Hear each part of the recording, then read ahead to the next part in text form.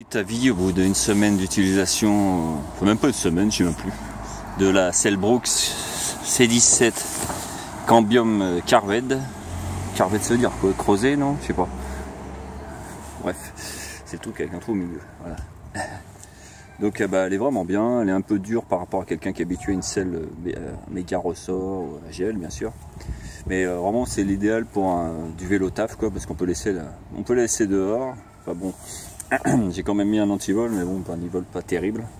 Il y a des gens ils mettent ça pour attacher leur vélo, ils sont malins, ils sont très malins.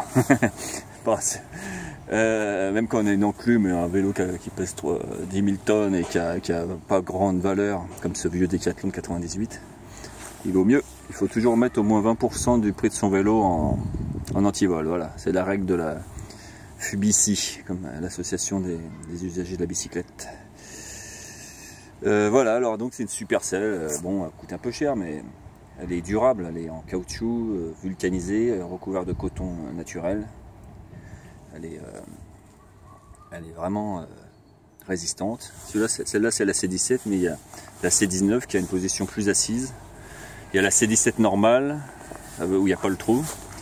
Il y a la C13 qui a une position plus sportive. Franchement, Brooks, ils m'ont épaté là. C'est fait fabriquer en Italie. Alors Brooks, d'habitude, c'est des selles fabriquées à la main en Angleterre. Là, c'est une super selle fabriquée en Italie. Ils ont fait faire. Bon, c'est un peu dommage, par contre, on voit le truc là. Il faudrait mettre un truc. Bon, c'est pas grave.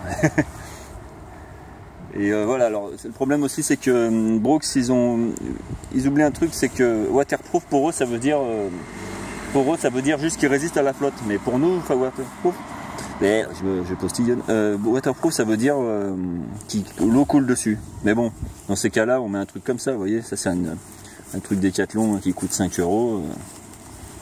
Attendez, pas facile à mettre, attendez, paf. Voilà, ça coûte 5 €, voilà, vous laissez ça dans les sacoches ou dans la poche ou je sais pas quoi.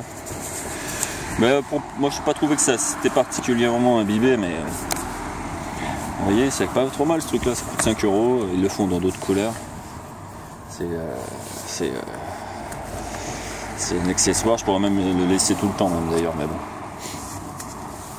Voilà. Le problème, c'est vrai que bon, les selles comme ça, aïe, ouch, dans le mauvais sens. 5 €, franchement, c'est pas cher. Voilà, alors, je ne sais pas si les voleurs sont connaisseurs. La selle étant dehors, peut-être qu'à la poste de Saint-Maur, peut-être que quelqu'un pourrait se servir. Enfin bon, il y a des caméras, mais bon, pour ça, pour une petite ça, les voleurs, ils aiment bien les trucs pas trop risqués. C'est ça qui fait la différence, c'est pas la valeur de l'antivol, souvent c'est la facilité, c'est l'occasion qui fait le larron.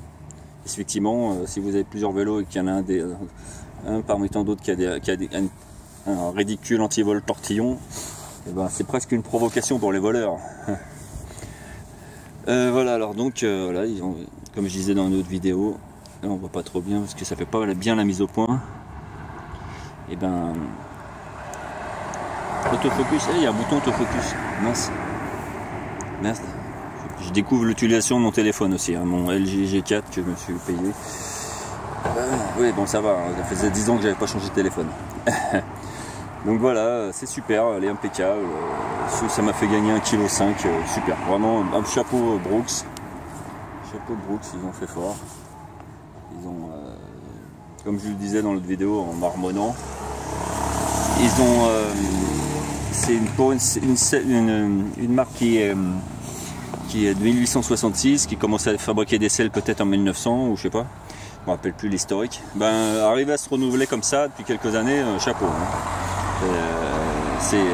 Ils ont réfléchi, ils ont innové, vraiment bravo quoi. Bon après c'est vrai que c'est pas donné les selles Brooks. Voilà, alors bye bye. On arrête le blabla.